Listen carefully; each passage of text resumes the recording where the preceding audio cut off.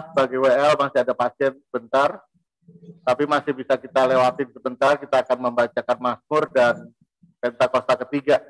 Mari saya undang kita tundukkan kepala sejenak dan kita berdoa.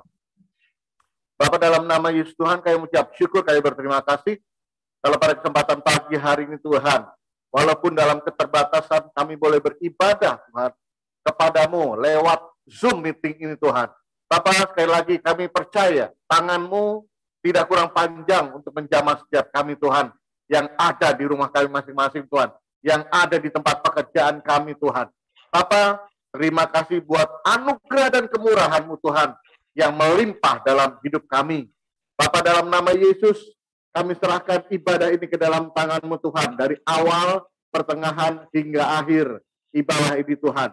Urapi setiap kami Tuhan, terutama urapi hamba-Mu Tuhan, sebagai gembala di GB Cililitan Tuhan, Bapak Pendeta Asang Gunawan dan Ibu Tuhan, yang sedang dalam perjalanan ada di Bandung Tuhan. Bapak, Engkau yang jagai dia Tuhan, Engkau yang lindungi dia Tuhan, jagai Tuhan kesehatannya, jagai kekuatannya Tuhan. Terima kasih Bapak, kami buka ibadah ini hanya di dalam nama Tuhan Yesus Kristus. Haleluya, haleluya, amin. Silakan Pak Budi.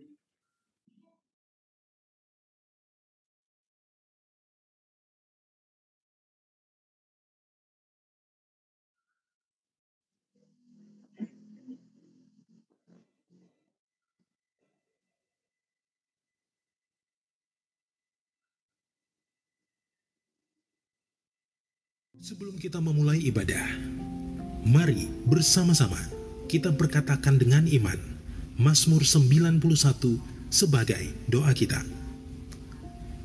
Dalam lindungan Allah, orang yang duduk dalam lindungan yang maha tinggi dan bermalam dalam naungan yang maha kuasa akan berkata kepada Tuhan, tempat perlindunganku dan kubu pertahananku, Allahku yang kupercayai.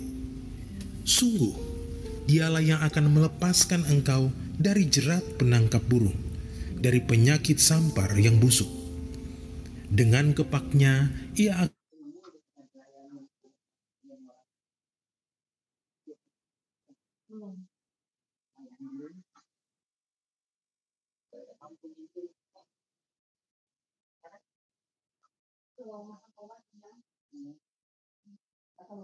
kita memulai ibadah. Mari bersama-sama kita berkatakan dengan iman Mazmur 91 sebagai doa kita. Dalam lindungan Allah, orang yang duduk dalam lindungan yang maha tinggi dan bermalam dalam naungan yang maha kuasa akan berkata kepada Tuhan, tempat perlindunganku dan kubu pertahananku, Allahku yang kupercayai. Sungguh, dialah yang akan melepaskan engkau dari jerat penangkap burung, dari penyakit sampar yang busuk. Dengan kepaknya, ia akan menudungi engkau. Di bawah sayapnya, engkau akan berlindung. Kesetiaannya ialah perisai dan pagar tembok. Engkau tak usah takut terhadap kedahsyatan malam, terhadap panah yang terbang di waktu siang, terhadap penyakit sampar yang berjalan di dalam gelap, terhadap penyakit menular yang mengamuk di waktu petang. Walau 1000 orang rebah di sisimu dan 10.000 di sebelah kananmu, tetapi itu tidak akan menimpamu. Engkau hanya menontonnya dengan matamu sendiri dan melihat pembalasan terhadap orang-orang fasik. Sebab Tuhan ialah tempat perlindunganmu, yang maha tinggi telah kau buat tempat perteduhanmu. Malapetaka tidak akan menimpa kamu, dan tulah tidak akan mendekat kepada kemahmu. Sebab malaikat-malaikatnya akan diperintahkannya kepadamu untuk menjaga engkau di segala jalanmu. Mereka akan menatang engkau di atas tangannya, supaya kakimu jangan terantuk kepada batu. Singa dan ular kebun akan kau langkahi. Engkau akan menginjak anak singa dan ular naga. Sungguh, hatinya melekat kepadaku, maka aku akan meluputkannya. Aku akan membentenginya sebab ia mengenal namaku. Bila ia berseru kepadaku, aku akan menjawab. Aku akan menyertai dia dalam kesesakan. Aku akan meluputkannya dan memuliakannya. Dengan panjang umur akan kukenyangkan dia, dan akan kuperlihatkan kepadanya keselamatan daripadaku.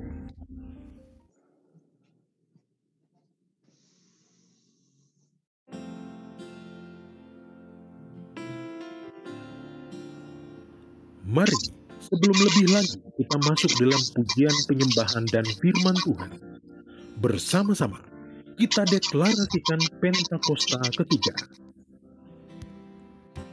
Pentakosta ketiga adalah pencurahan Roh Kudus yang dahsyat di zaman ini, melebihi yang terjadi di Azusa Street. Pentakosta ketiga akan mengakibatkan penuaian jiwa yang terbesar dan yang terakhir sebelum Tuhan Yesus datang kembali. Pentakosta ketiga akan membangkitkan generasi Yeremia, yaitu anak-anak muda yang dipenuhi Roh Kudus, cinta mati-matian kepada Tuhan Yesus, tidak kompromi terhadap dosa, dan akan bergerak untuk memenangkan jiwa. Pentakosta ketiga lahir di Indonesia dan bergerak ke bangsa-bangsa. Gerakan ini dari timur ke barat dan akan kembali ke Yerusalem. Pentakosta ketiga akan memberikan kuasa untuk menyelesaikan amanat agung, dan setelah itu Tuhan Yesus datang kembali.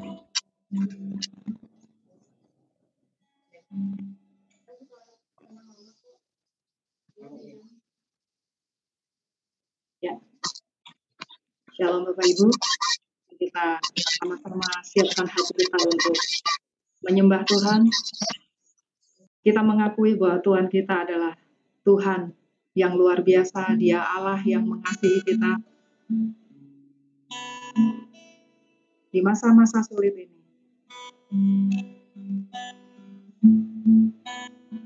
mungkin Tuhan sedang mengajar kita untuk menyadari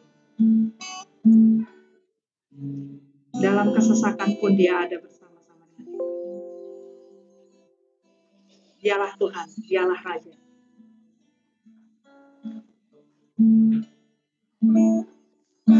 Katakan, ku rindu setiap waktu. Ku rindu setiap waktu hidup di kebenaran-Mu, bukan dengan kuatku, namun karena Roh-Mu. Yesus, Kau yang ku pegang teguh.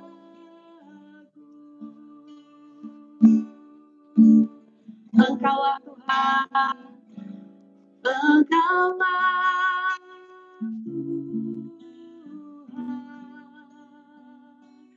Engkaulah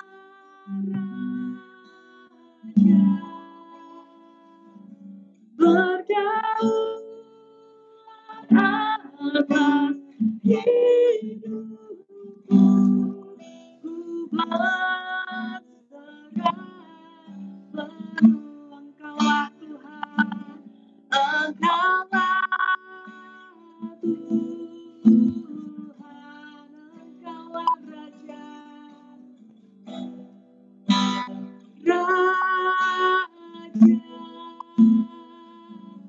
berdaulat atas hidupku, ku berserah penuh. Ku rindu setiap waktu. Ku rindu setiap waktu hidup di kebenaran-Mu. Kebenaran-Mu, bukan dengan kuatku, namun karena Rohmu, Yesus yang ku pegang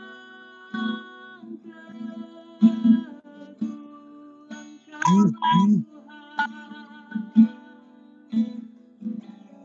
Engkaulah Tuhan, Engkaulah Raja, berjauh hidupku, ku berserah penuh Engkaulah Tuhan, Engkaulah Tuhan, Engkaulah Raja,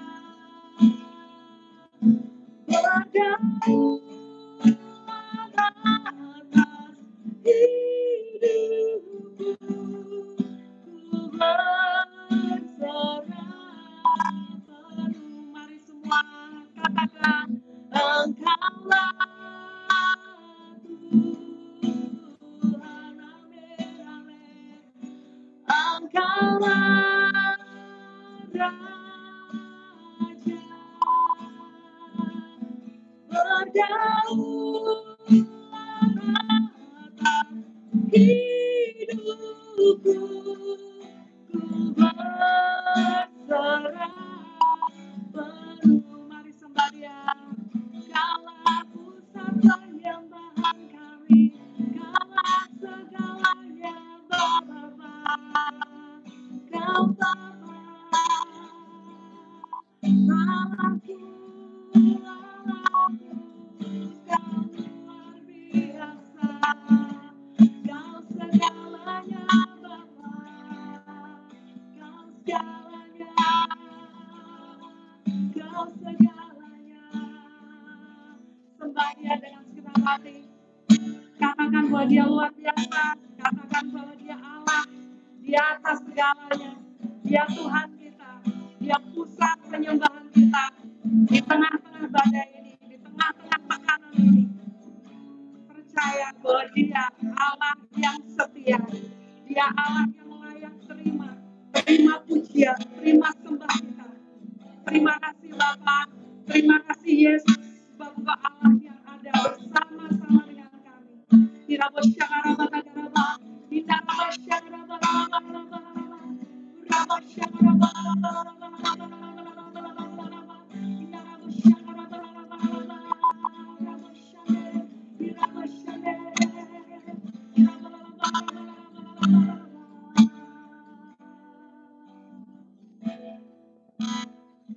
dimanapun kita,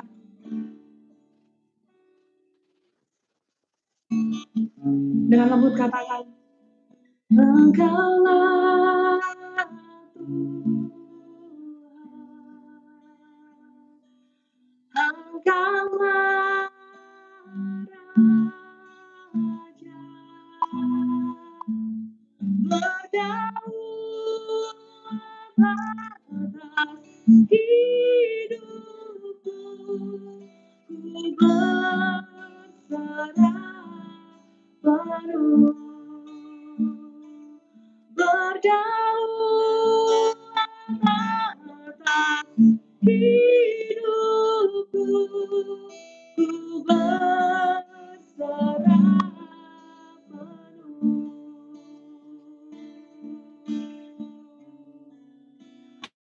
Haleluya, haleluya. Tinggikan Dia, muliakan Dia, sembah Dia. Tinggikan dirimu, mengatasi lagi kebesaranmu Tuhan, mengatasi bumi. Tinggikan dirimu, tinggikan dirimu,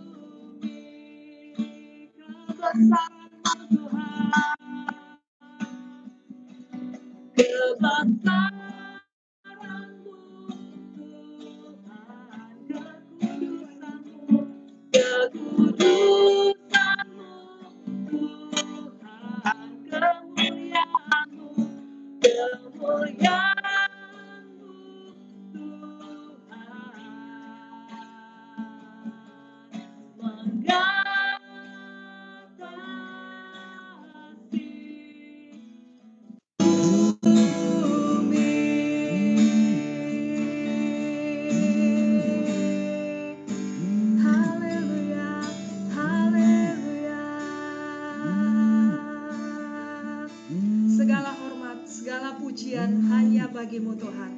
Mari saudara, kita akan sama-sama saksikan, dengarkan VOP. Mari dengarkan dengan segenap hati. Mari kita terima dengan sukacita. Dalam nama Tuhan Yesus. Haleluya. Amin.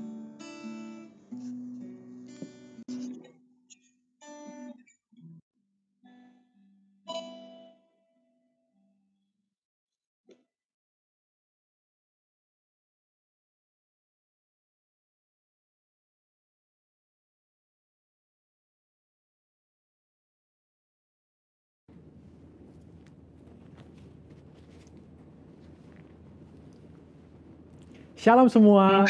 Kegerakan Pentakosta adalah kegerakan yang unik. Mengapa unik? Pernahkah saudara terbayang satu gerakan rohani yang dalam tempo 1 abad telah menyebar sampai ke 27% kekristenan yang ada? Kegerakan yang bergerak cepat ini memiliki pilar-pilar teologi yang perlu kita pahami. Pada Voice of Pentecost kali ini kita akan membahas mengenai 5 pilar teologi Pentakosta. Apa saja 5 pilar teologi Pentakosta itu? Yang pertama, Jesus as Savior, atau pilar keselamatan. Keselamatan adalah momen di mana seorang bertobat dan menerima Yesus sebagai Tuhan dan Juru Selamat. Pengakuan iman GBI berkata, semua manusia berdosa dan kehilangan kemuliaan Allah, sehingga harus bertobat dan berpaling kepada Allah untuk menerima pengampunan dosa. Pertobatan mencakup peristiwa di mana seorang mendengar kabar Injil tentang karya Kristus, meresponi Injil dengan iman dan pertobatan, dan mengalami perjumpaan secara pribadi dengan Yesus. Hal ini yang terjadi ketika Petrus berkhotbah dalam Kisah Para Rasul 2 ayat 16-35. Di ayat 37 disebutkan bahwa orang-orang yang mendengar sangat terharu dan memberikan respon yaitu bertobat dan menerima Yesus sebagai Tuhan dan Juru Selamat. Bukankah hampir sebagian besar khotbah-khotbah dari Pentakosta menekankan akan pertobatan dan kepercayaan kepada Yesus sebagai Juru Selamat pribadi? Yang kedua, Jesus as Sanctifier, atau pilar pengudusan. Ketika seorang diselamatkan, dia memasuki proses yang bernama pengudusan. Pengakuan iman GBI berkata penyucian hidup adalah buah kelahiran baru karena percaya dalam darah Yesus, dikerjakan oleh kuasa firman Allah dan Roh Kudus. Karena itu kesucian itu azas dan prinsip hidup umat Kristen.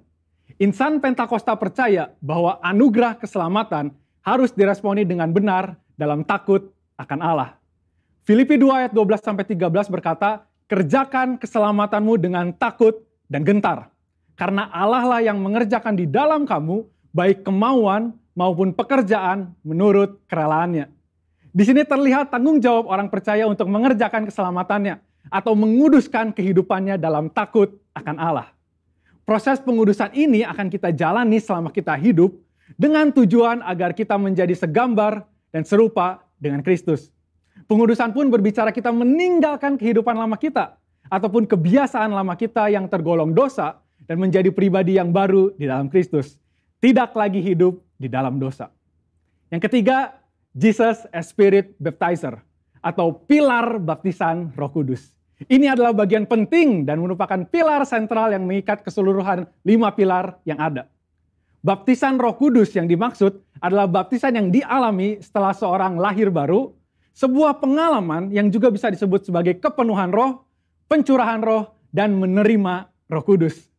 Tanda awal seorang dibaptis oleh Roh Kudus adalah dia berkata-kata dalam bahasa roh sebagaimana yang diilhamkan oleh Roh Kudus.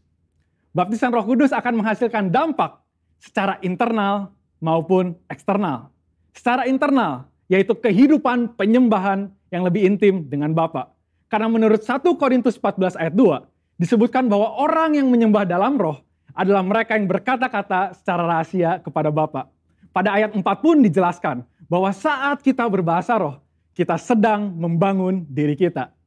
Secara eksternal, baptisan roh memberikan kuasa untuk menyelesaikan amanat agung. Seperti yang tercatat di dalam Kisah Para Rasul 1 ayat 8, dapat kita lihat di Alkitab bahwa pelayanan para murid berubah begitu mereka menerima baptisan Roh Kudus. Mereka menyembuhkan orang sakit, membangkitkan orang mati, mengusir setan, dan lain sebagainya. Yang keempat, Jesus as Healer, atau pilar kesembuhan ilahi. Di dalam pengakuan iman GBI, kita mempercayai bahwa kesembuhan ilahi tersedia dalam korban penebusan Yesus untuk semua orang percaya. Bagian ini sangat penting karena kita mempercayai bahwa tanda dan mujizat masih berlaku di zaman ini. Orang yang telah dipenuhi Roh Kudus akan melakukan pelayanan dengan tanda-tanda seperti yang Yesus katakan dalam Markus 16 ayat 18-19. Mereka akan meletakkan tangannya ke atas orang sakit dan orang itu akan sembuh. Dari mana kuasa untuk menyembuhkan itu datang? Dari kepenuhan Roh Kudus yang dijanjikan oleh Bapa kepada setiap orang percaya. Kita percaya bahwa kematian Kristus telah menebus segala dosa-dosa kita, termasuk menanggung segala sakit penyakit kita. Yesaya 53 ayat 4a jelas berkata bahwa tetapi sesungguhnya penyakit kitalah yang ditanggungnya. Yang kelima, Jesus as soon coming King, atau pilar kedatangan Yesus yang kedua dengan segera. Pilar terakhir ini dipandang sebagai motivasi dan semangat untuk menyelesaikan amanat agung, memberitakan Injil dengan kuasa Roh Kudus, serta hidup dalam kekudusan. Kita percaya bahwa Yesus akan datang kali yang kedua untuk menjemput kita dengan segera.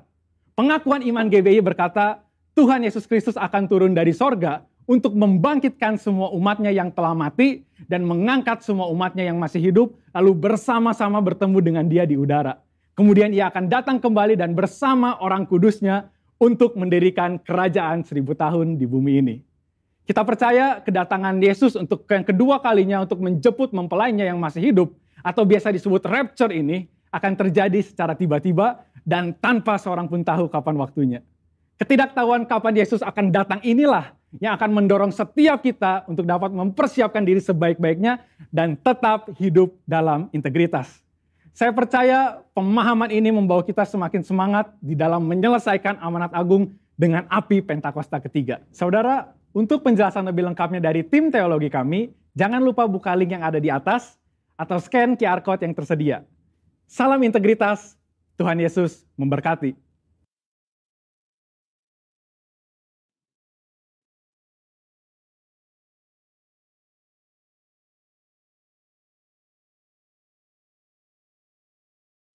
Ya, puji Tuhan. Pagi tadi Bapak Ibu ketika saya bersatu teduh, Tuhan mengajar saya tentang apa? Jangan bersungut-sungut. Di tengah-tengah kesesatan ini, Tuhan ajar apa? Kalau kamu mau berkemenangan, jangan seperti bangsa Israel yang bersungut-sungut sehingga dia tidak masuk perjanjian, tanah perjanjian. Tuhan mau kita menjadi orang yang berkemenangan. Jadi di masa sulit ini, mari kita sama-sama untuk selalu belajar bersyukur dan bersyukur. Sebab Tuhan Yesus mengasihi kita. Amin. Mari kita sama-sama mau siapkan hati kita untuk dengarkan firman Tuhan. Biarlah firman ini boleh menjadi kekuatan. Biarlah firman ini boleh menjadi peneguhan buat iman kita semua. Katakan, aku mengasihi Engkau Yesus.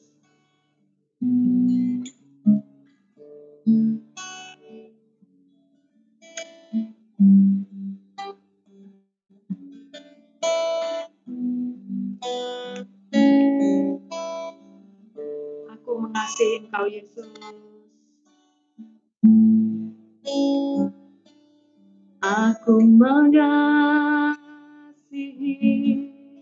Engkau Yesus dengan segenap hatiku. Aku mengasihi Engkau Yesus dengan segenap jiwaku. Ku renungkan firman-Mu siang dan malam, ku pegang berita-Mu dan ku lakukan. Engkau tahu ya Tuhan, tujuan hidupku hanyalah untuk menyenangkan hati-Mu. Dengan segala hati kita katakan, aku mengasihi Engkau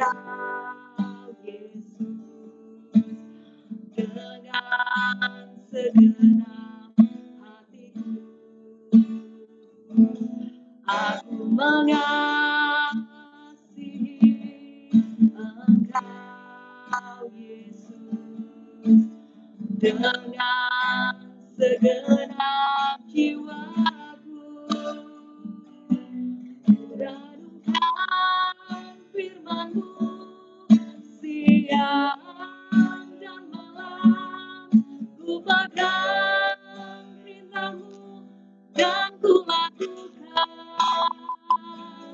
Engkau tahu ya Tuhan, tujuan hidupku hanyalah untuk menyenangkan hati-Mu. Ku renungkan firman-Mu Bapa, ku renungkan firman-Mu siang dan malam, ku pegang perintah-Mu dan ku lakukan. Engkau tahu ya Tuhan, tujuan hidupku hanyalah untuk menyenangkan hati-Mu. Mari nyatakan kepadanya, aku mengasihi Engkau Tuhan, aku mengasihi Engkau Yesus dengan segenap hatiku. Terima kasih karena Engkau telah memilih aku menjadi anak-Mu. Terima kasih karena Engkau telah memilih kami menjadi umat-Mu. Kami bersyukur Bapa, kami bersyukur kami punya Bapa yang sangat baik. Kami punya Bapa yang sangat memperhatikan kami. Bapa yang peduli terhadap kami. Tuhan, apapun yang kami kerjakan, biarlah itu semua Tuhan hanya untuk membalas kasih-Mu, hanya untuk membalas semua cinta-Mu kepada kami. Ku renungkan firman-Mu siang dan malam, ku pegang perintah-Mu dan ku lakukan. Engkau tahu ya Tuhan, tujuan hidupku hanyalah untuk menyenangkan hati-Mu. Hanyalah untuk menyenangkan hati-Mu. Hanyalah untuk menyenangkan hati-Mu. Haleluya, haleluya. Kepada hambanya kami persilahkan. Terima kasih Bapa, terima kasih Tuhan Yesus. Engkau Allah yang luar biasa, Engkau Allah yang dahsyat Tuhan. Kalau sampai hari ini kami ada seperti sekarang kami ada Tuhan, itu karena pemeliharaan-Mu yang sempurna, yang boleh kami terima, yang daripada-Mu Tuhan. Terima kasih. Terpujilah nama-Mu Yesus.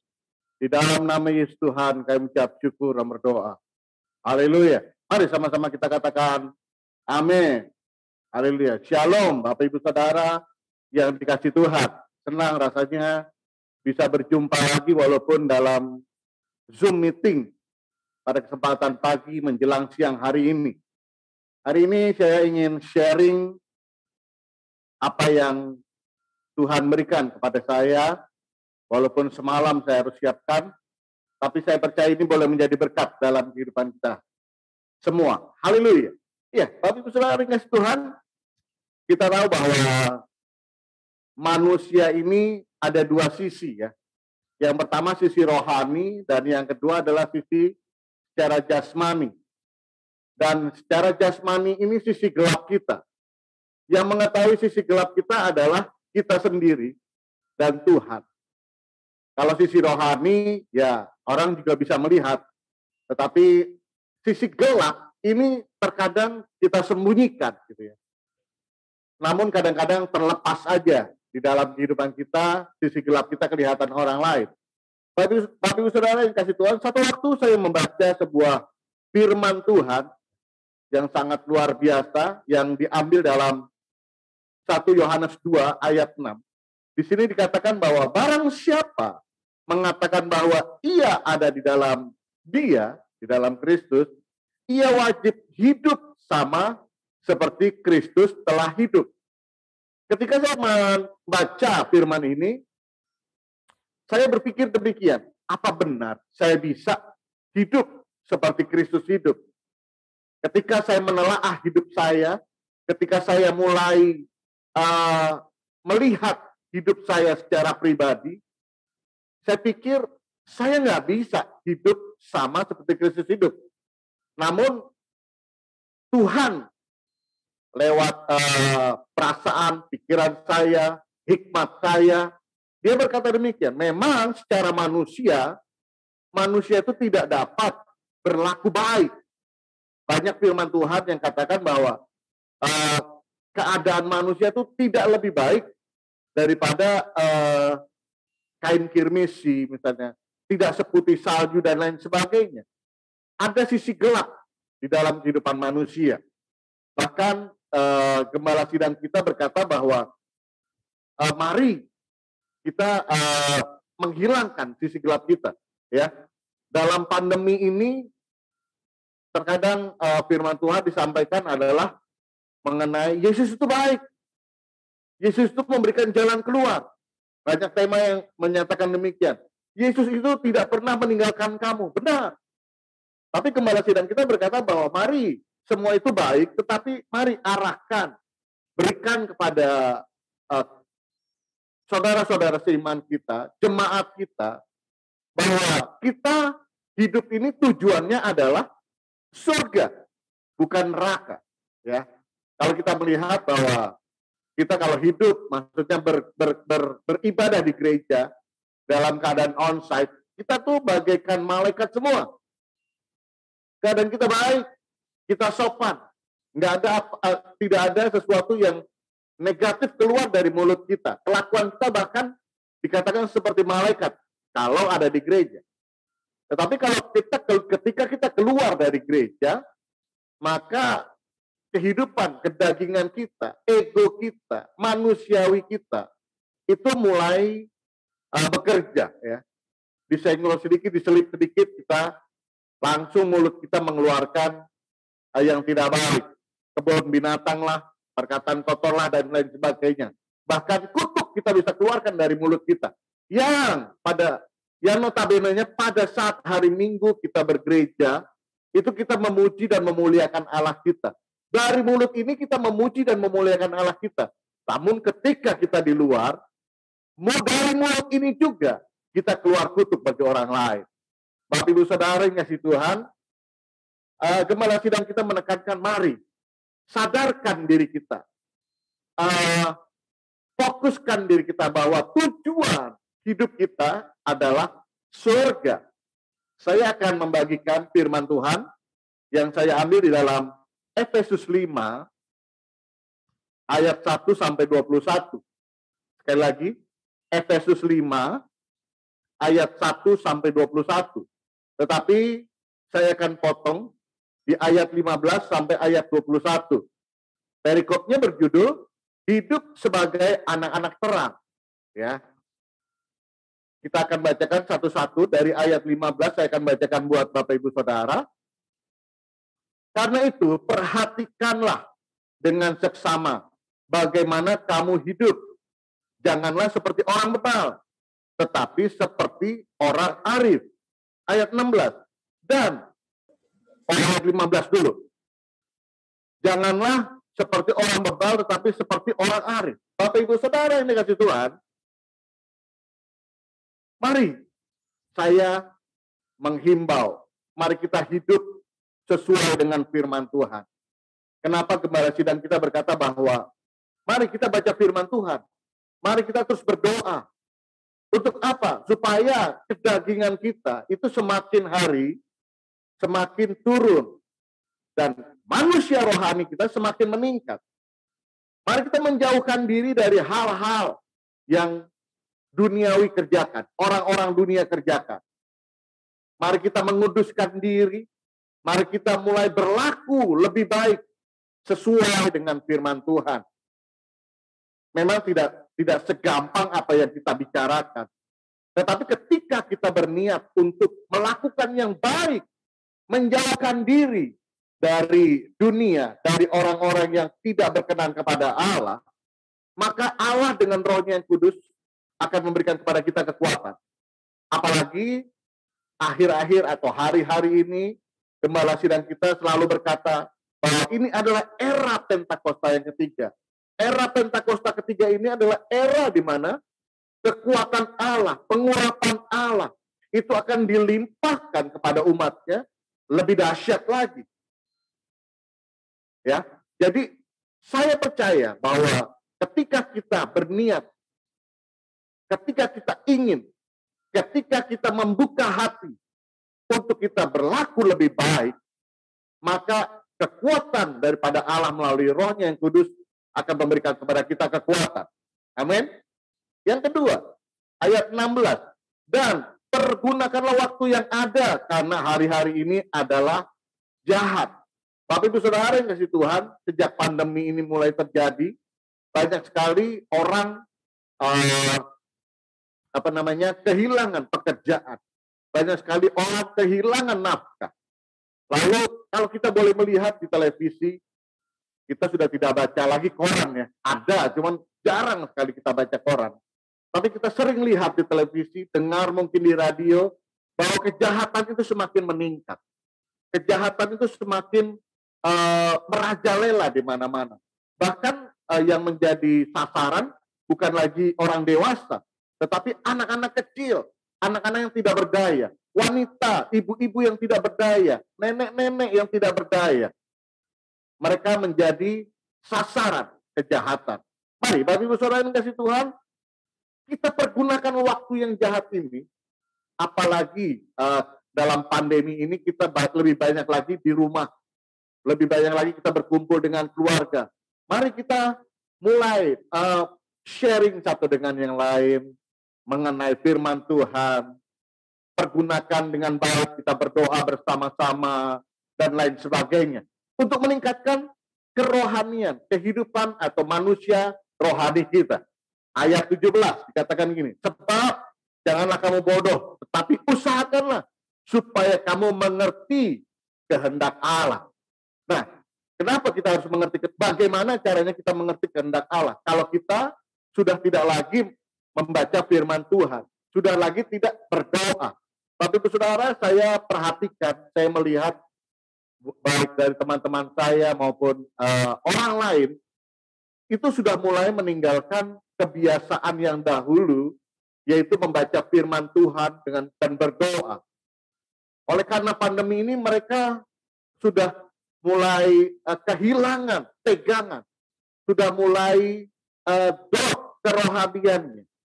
Saya sharing, akhir-akhir ini saya sering ke BPD ya, untuk membantu Pak Sabto.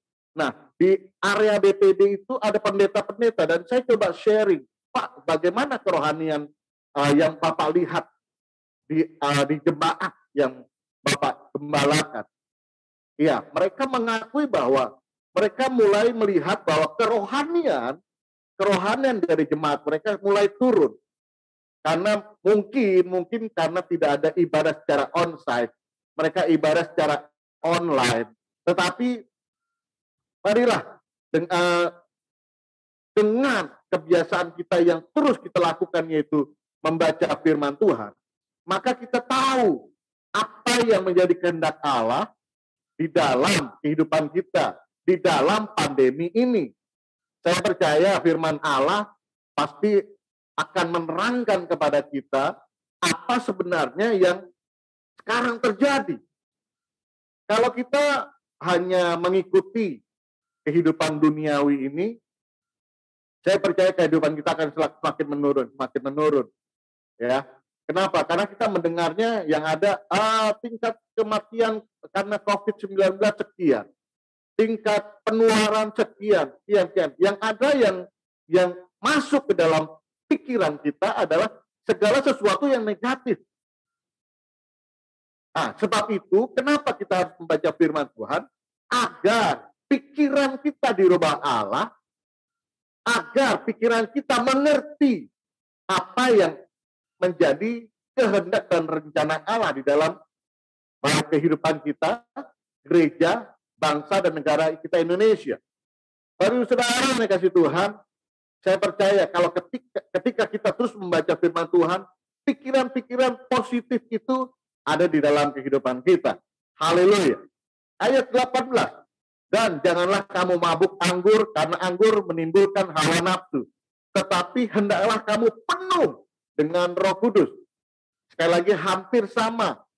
Kita harus memenuhi hidup kita dengan Roh Kudus.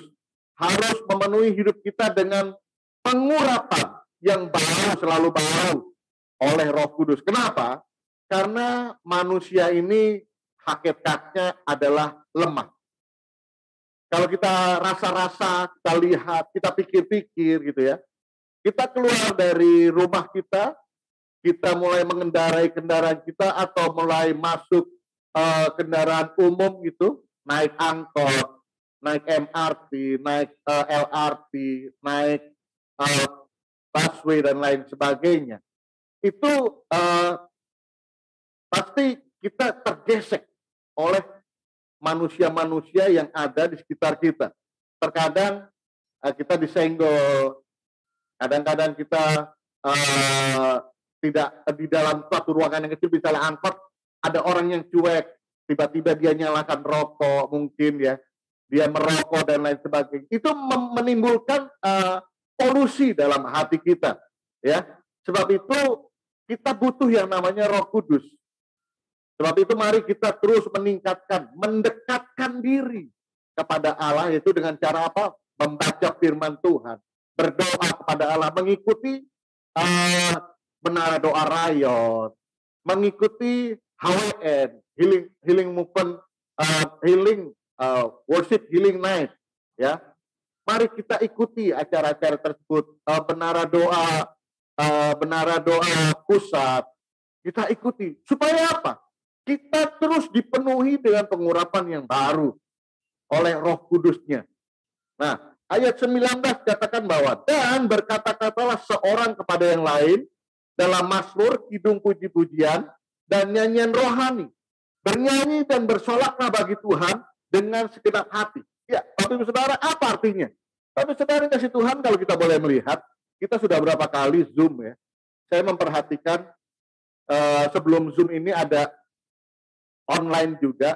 Saya bisa memperhatikan Pak Budi juga ketika doa pengerja kita, sering beliau katakan bahwa baru beberapa menit di setel jam 9, itu hanya beberapa orang yang mengikuti ibadah online secara online. Sekarang juga beberapa kali kita ibadah secara Zoom, lumayan.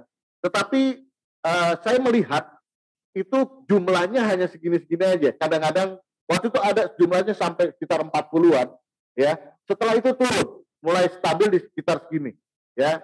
Kita lagi yang ada di tempat ini ya. Yang setia ya kita ini yang ada yang selalu ber-Zoom meeting, beribadah di dalam Zoom. Mari kita tingkatkan, sekali lagi kita ngomong, kita berbicara kepada rekan-rekan kita. Yuk kita ibadah yuk. Kita ibadah yuk di dalam Zoom. Kita bukan menyenangkan Pak Asang, bukan. Tetapi ketika kita beribadah itu, kita menyenangkan hati Tuhan. Kita memberikan korban pujian. Kita memberikan korban syukur pada Allah. Walaupun mungkin signalnya kurang bagus, tetapi Allah itu melihat hati. Bukan melihat keadaan secara fisik kita. Allah melihat hati. Ketika hati kita cenderung, condong kepada Allah, ingin bersekutu dengan Allah, maka Allah akan menjamah kita. Maka Allah akan mengurapi kita. Maka Allah akan memberkati kita. Sebab Allah melihat hati. Kalau Allah melihat fisik kita, keadaan kita, maka sesungguhnya kita tidak layak. Oleh karena darah Kristuslah kita dilayakkan. Sebab itu Allah melihat hati kita yang benar. Mungkin kita ada di tempat ini, mungkin kita beribadah, namun kita tahu sendiri apa yang ada di hati kita. Mungkin kita berpikir, nih Robertus ngomong apa gitu ya. Mendingan sebentar lagi saya harus buka puasa, mau makan apa, mau minum apa, saya mau mungkin mau ke mall dulu, mau ke pasar dulu, dan lain sebagainya. Fokus kita tidak kepada Allah, tidak beribadah kepada Tuhan kita Yesus. Di waktu yang singkat ini, saya percaya firman Tuhan yang disampaikan di tempat ini akan meneguhkan kita, menguatkan kita, menyadarkan kita bahwa mari kita beribadah dengan sungguh-sungguh kepada Allah kita. Ayat 20, ucapkanlah syukur senantiasa atas segala sesuatu dalam nama Tuhan kita Yesus Kristus kepada Allah Bapa kita. Langsung ayat 21, dan rendahkanlah dirimu seorang kepada yang lain dan yang lain di dalam takut akan Kristus. Ya, Bapak Ibu Saudara, saya tahu bahwa keadaan hari-hari ini dalam pandemi ini tidak membuat kita gampang mengucap syukur. Mungkin dari Bapak Ibu Saudara ada yang kehilangan omsetnya, ada yang kehilangan pekerjaannya, ada yang kehilangan banyak hal. Karena kita tidak bisa berkreasi, menyalurkan, mencari nafkah dengan benar, mencari nafkah dengan sekuat tenaga kita. Karena ada pembatasan. Bapak Ibu Saudara, di sini dikatakan, mari ucapkan syukur senantiasa. Kalau kita boleh ada seperti sekarang kita ada, kalau kita tanpa kekurangan satu apapun, kita boleh beribadah di tempat ini, di Zoom ini, itu karena anugerah Allah yang luar biasa. Kita hari ini sehat, kita hari ini boleh ada, itu karena anugerah dan kemurahan Allah. Itu patut disyukuri. Bapak Ibu Saudara yang kasih Tuhan, saya ini kadang-kadang bergumul kepada Tuhan. Saya ini anak Tuhan. Kita ini anak Tuhan. Tuhan itu Allah yang luar biasa kaya, dan bahkan kalau kita mendengarkan firman Tuhan oleh hamba-hamba Tuhan, dikatakan bahwa sorga itu jalannya dari emas. Artinya luar biasa kaya. Kalau kita boleh melihat di televisi, beberapa artis ya ada acara yang namanya sobat apalah gitu ya. Itu memperlihatkan beberapa orang, bukan beberapa, tapi setiap kali itu tayang, itu memperlihatkan betapa luar biasanya kayanya mereka. Mobilnya, terus rumahnya, dan lain sebagainya. Nah, kita ini anak raja. Namanya anak raja itu luar biasa kayanya. Seperti misalnya yang baru-baru ini meninggal Pangeran Philip. Pangeran Philip ini punya anak yang membelot lah kira-kira ya. Bapak Ibu Saudara tahu namanya siapa? Membelot dengan istrinya, dia tidak keluar dari kerajaan. Nah, kerajaan Inggris ini memberikan subsidi kepada anak yang bukan bekas sebetulnya, keluar dari kerajaan itu, materi yang luar biasa. Yang menurut saya itu luar biasa. Karena kalau nggak salah itu 1 miliar pound sterling dikasih kepada anak ini setiap bulannya. Bapak Ibu Saudara yang kasih Tuhan, ini raja. Terkadang saya berpikir, iya ya, saya ini anak raja, kita ini anak raja, tetapi kadang-kadang kita tidak pernah bersyukur kalau kita tuh sebetulnya lebih dari mereka. Kita dalam keadaan sakit, kita dalam keadaan sehat, ya tidak sakit, itu kita harus bersyukur, kita berterima kasih kepada Allah. Sebab kalau kita boleh lihat bahwa sakit itu mahal sekali, biayanya mahal sekali, sangat-sangat mahal. Ya, kalau kita sehat ini, mari kita mengucap syukur. Kita boleh makan sehari 3 kali, mari kita mengucap syukur. Terkadang memang daging ini tidak bisa diajak mengucap syukur. Udah punya motor 1, pengennya mobil. Udah dikasih mobil 1, pengennya 2. Udah dikasih 2, pengennya rumah di tingkat. dan lain sebagainya. Kehendak, kedagingan kita itu tidak pernah bisa diikuti. Selalu ingin lebih, dan ingin lebih. Sebabnya itu kadang-kadang saya berpikir, iya, harusnya saya mengucap syukur akan keadaan sekarang ini. Walaupun mungkin saya tidak sekaya Raffi Ahmad, saya tidak sekaya orang lain, tetapi saya harus mengucap syukur, berterima kasih kepada Allah. Karena dia pelihara hidup saya. Dia pelihara hidup kita sempurna apa adanya. Jangan kita terus berpikiran negatif, masa cuma begini aja. Saya mau yang lebih dong. Mari Bapak Ibu Saudara, kita mengucap syukur akan keadaan kita. Amin, amin Bapak Ibu Saudara yang kasih Tuhan. Iya, saya percaya firman Tuhan akan memberkati kita semua yang ada di tempat ini. Mari, biarlah kehidupan kita ini relevan antara kehidupan secara jasmani maupun kehidupan secara rohani. Sebab ketika kita berkata bahwa saya ini orang Kristen, kita bangga menyatakan bahwa diri kita Kristen. Kadang-kadang kalau ditanya, apa agama kau? Agamaku Kristen. Bangga sekali.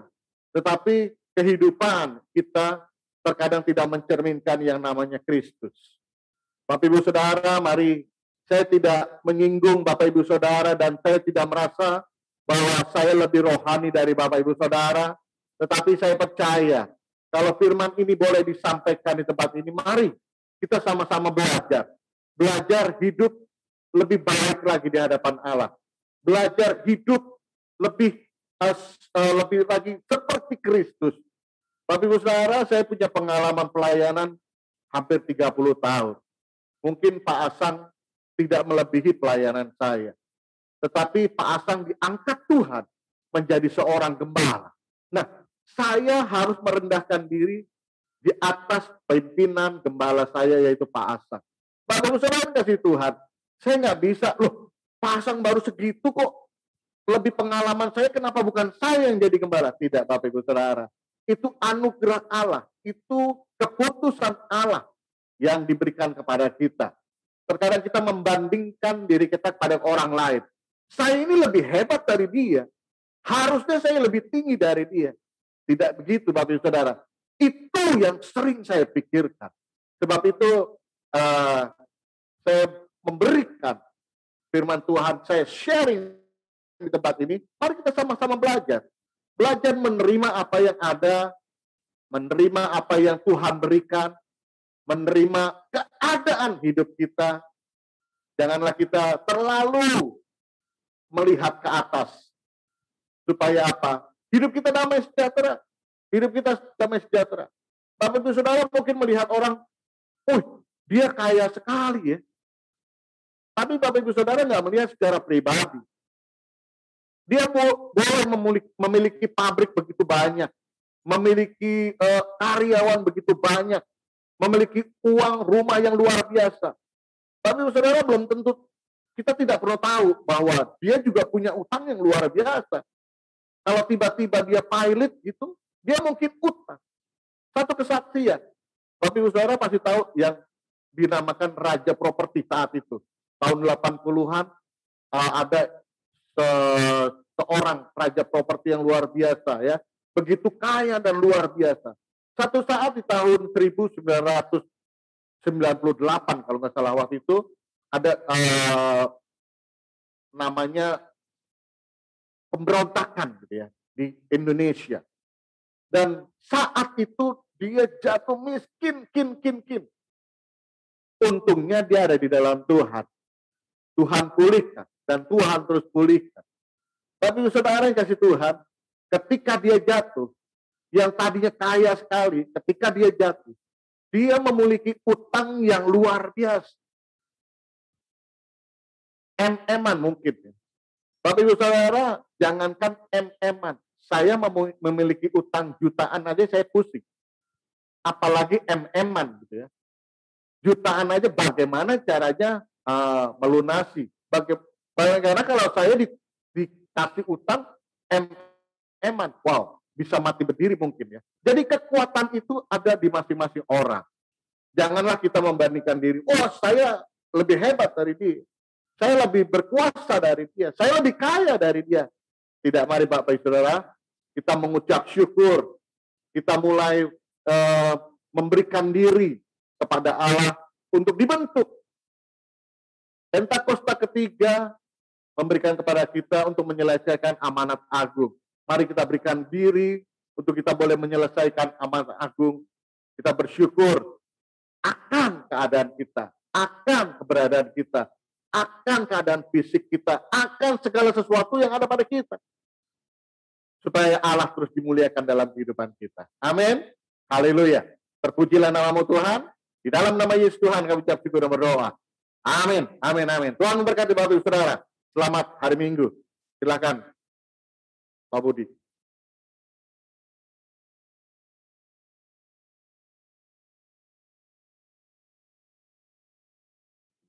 Salam buat kita semua.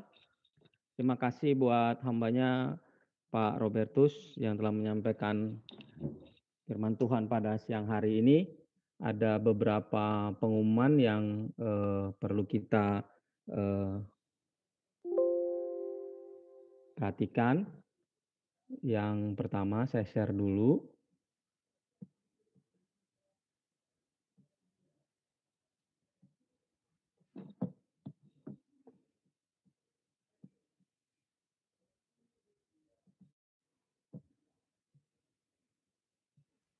Kelihatan ya Bapak Ibu share-nya?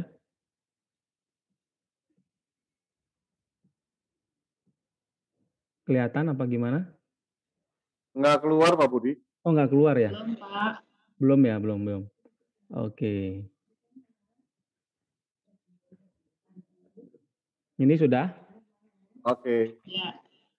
Oke, yang pertama adalah kembali diingatkan bahwa dalam masa-masa sekarang kita sudah masuk dalam doa puasa bersama ya dari tanggal 13 April sampai 12 Mei yang menjadi pokok-pokok doa kita adalah damailah Indonesiaku bagi keamanan negara kita Indonesia. Yang kedua adalah agar pandemi COVID-19 segera selesai atas Indonesia dan Indonesia terhindar dari ancaman resesi ekonomi global.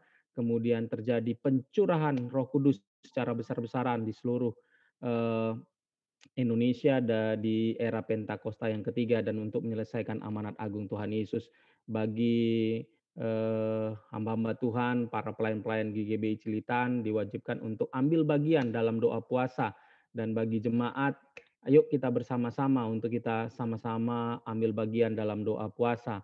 Kemudian Menara Doa GBI Cilitan diadakan setiap hari Senin pukul 11 ya melalui YouTube ya kalau nggak salah dari Pak Libet.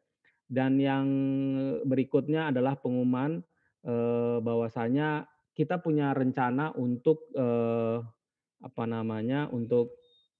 sebelum itu persembahan bagi Bapak Ibu yang ingin memberikan persembahan yang terbaik bisa melakukan transfer melalui rekening BCA atas nama GBI Cilitan untuk perpuluhan, untuk kolektan dan untuk pembangunan gereja.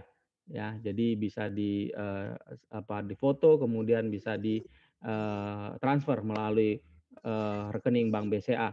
Yang terakhir pengumuman kita adalah kita ada rencana untuk kita ibadah onsite di bulan Mei. Kita sedang kita sedang atur mekanismenya ya. Jadi kemarin kita sudah mengadakan pertemuan, rencananya kita di bulan Mei, ada rencana di bulan Mei dan kita akan melakukan pendaftaran dulu bagi baik pengerja maupun jemaat yang akan ikut serta dalam ibadah onsite ya nanti yang akan kita adakan. Dari itu nanti kita akan mengirimkan seperti Google Form. Tadi saya sudah sempat coba untuk share di chat ya.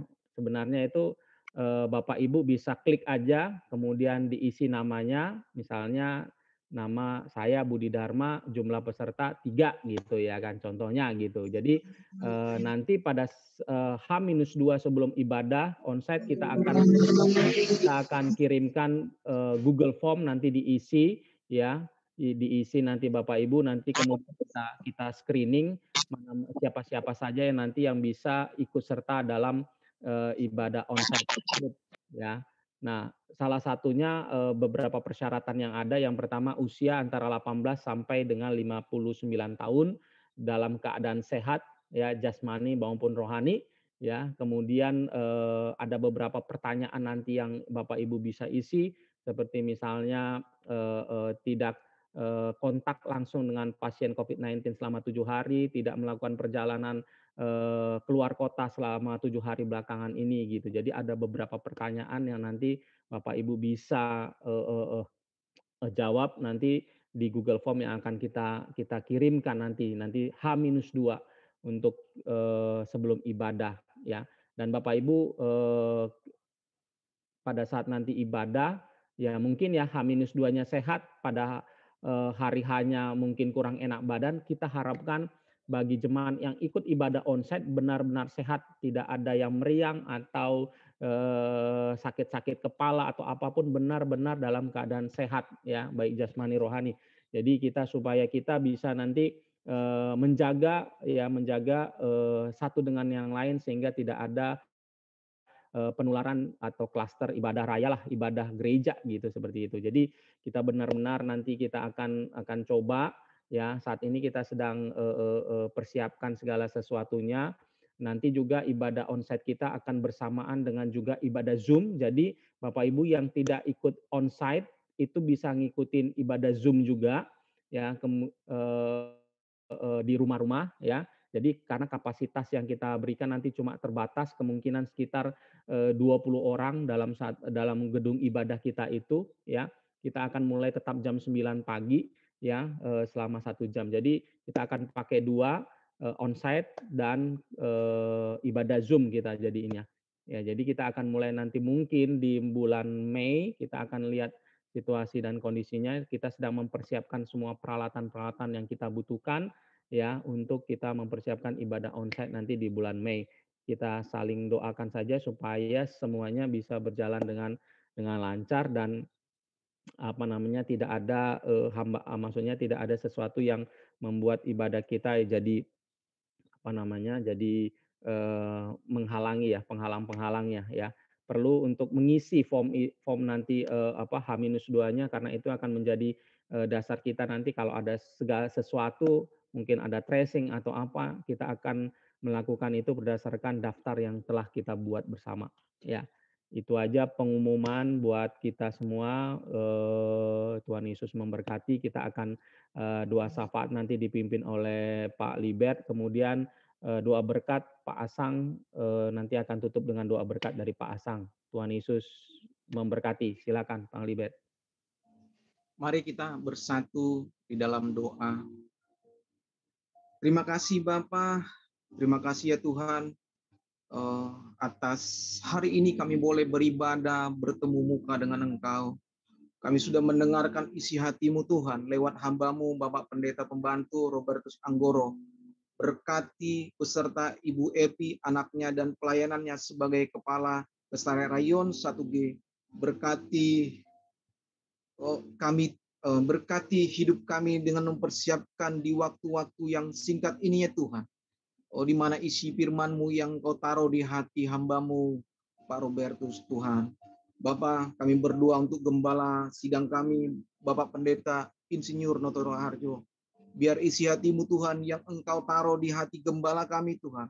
Ini tahun Pentakosta ketiga, tahun penuaian jiwa-jiwa terakhir, dan tahun ini tahun integritas. Biarlah gaya hidup kami, gaya hidup yang berintegritas dan suka memuji menyembah Tuhan. Bapak berkati keempat wakilnya, berkati karayon-karayon, dan khusus untuk karayon 1G, Bapak Pendeta Yohanes Raja Guguk, berkati ya Tuhan. Dan kedua wakilnya Bapak Pendeta Sabto, Bapak Subagio Arif, berkati ya Tuhan dengan berkat yang penuh dengan limpah. Kami berdoa untuk Bapak Gembala kami yang kami kasih, Bapak Pendeta Asang Gunawan beserta Ibu Leni. Berkati anak cucu menantunya ya Tuhan. Berkati Tuhan, bahkan buat adik dari gembala kami yang lagi sakit, sembuhkan Tuhan. Dan kalau sebentar mau dibaptis, sertai Tuhan dalam pembaptisan. Dan sertai perjalanan berada di Bandung, sedang mengunjungi keluarga besarnya Tuhan. Dan dalam perjalanan ke Jakarta, Engkau berkati, Engkau lindungi. Dan kami tolak, kami patahkan segala roh maut, roh kecelakaan. biar terus Bapak Engkau tibakan di Jakarta dengan tidak kurang apapun ya Tuhan. Bapak kami berdoa untuk Wakil Gembala Pak Joko beserta Ibu Damaris, kedua anaknya. Ya Tuhan berkati ya Tuhan. Berkati Pak Budi, Ibu Eva sebagai koordinator ibadah raya. Semua pengerja Gebi Cilitan, jaga, lindungi, berkati Tuhan. Berdoa untuk jemaat Gebi Cilitan, sertai dan jaga Tuhan. Berkati dengan berkat melimpah. Yang sakit sembuhkan Tuhan. Yang berbeban berat lepaskan. Dan jaga, lindungi Tuhan. Dan buat hati yang suka dalam hadirat Tuhan. Dan biar kerinduan ini terus Bapak. Bahkan Bapak kerinduan kami mau beribadah dengan ibadah onsite. Tuhan persiapkan kami. Persiapkan Bapak untuk segala sesuatu. Dan kami berdoa tidak ada kolester-kolester baru Bapak di dalam kami beribadah onsite nanti. Berdoa untuk generasi muda Bapak. Buat generasi muda, generasi yang berintegritas. Terlebih di Gebi Cilitan. Yang cinta Tuhan Yesus. Yang hidup berkenan di hati Tuhan. Yang rindu di hadirat Tuhan. Berdoa untuk Indonesia. Dari Sabang sampai Merauke. Dari Yanga sampai Pulau Rote. Kemuliaan Tuhan turun. Lawatan Tuhan turun. Berdoa untuk Presiden Joko Widodo dan Wakil Muhammad Amin. Berkati Tuhan. Berkati kebijakan-kebijakan yang Tuhan taruh Bapak di dalam mensejahterakan Indonesia. Berdoa untuk menteri-menterinya, berkati hati yang memimpin dalam kebijakan keunitian Tuhan. Berdoa untuk gubernur, bupati, wali kota, RT, RW, dan seluruh jajaran pemerintahan TNI Polri. Engkau sertai berkati Tuhan dalam memimpin Indonesia. Bapak, kami berdoa untuk pemerintahan dengan memimpin kebijakan takut akan Tuhan. Bapak, kami berdoa Bapak untuk krisis ekonomi, dan kami perkatakan krisis ekonomi, badai COVID, diam, tenanglah dalam nama Yesus. Dan kami berdoa Bapak di dalam tim gugus tugas 19, berkati Bapak, bahkan sertai Tuhan, dan biarlah Engkau pakai Bapak tim gugus tugas COVID-19 ini dalam menyelesaikan, biar COVID-19 boleh cepat berlalu dari Indonesia. Bapak berdoa untuk kota kami, kota Jakarta. Dan kami katakan salam kota Jakarta, berkat Tuhan turun. Jakarta kota yang damai, kota yang penuh dengan limpah, berkati gubernur dan wakilnya Tuhan.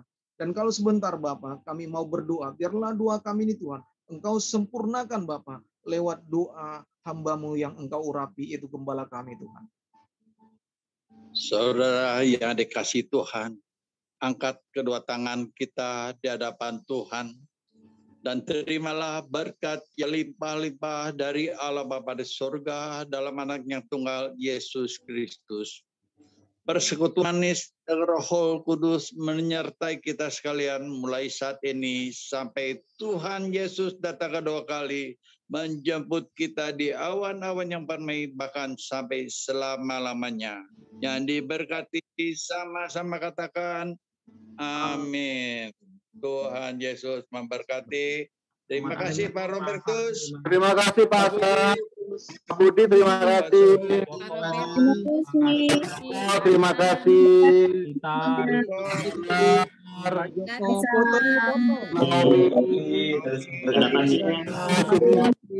Selamat hari Minggu untuk kita semua. Tuhan yang disampaikan. Riko, Simon, Ibu Risma, Hari Minggu Pak Joko bernama Randi, Tuhan berkati. Kusina, Tuhan berkati. Ibu Supatmi, Tuhan berkati. Ya, Tuhan berkati. Mau pergi aja nih Bu Eva nih. Tuhan berkati Bu Eva. Bu Eva, aku nggak bisa lihat, signalnya lagi jelek. Foto dulu. Foto dulu ya, kita foto dulu ya. Kamu menyingkir? Tiga. Aku lagi nginjil. Ya, sekali lagi. Pasang Bu Leni, udah siap. 3. Pak Joko, Bu Evi, berkati. Oke. Terima kasih ya untuk doa-doanya. Terima kasih Bu Leni. Pak Robertus, Eva, semuanya. Bu Naomi, semuanya. Memberkati semuanya. Selamat hari Minggu. Semangat. Salam sehat. Semuanya. Makasih. Malam. Pasang. Oke. 3, 2, 1. Yes. God bless you. Thank you.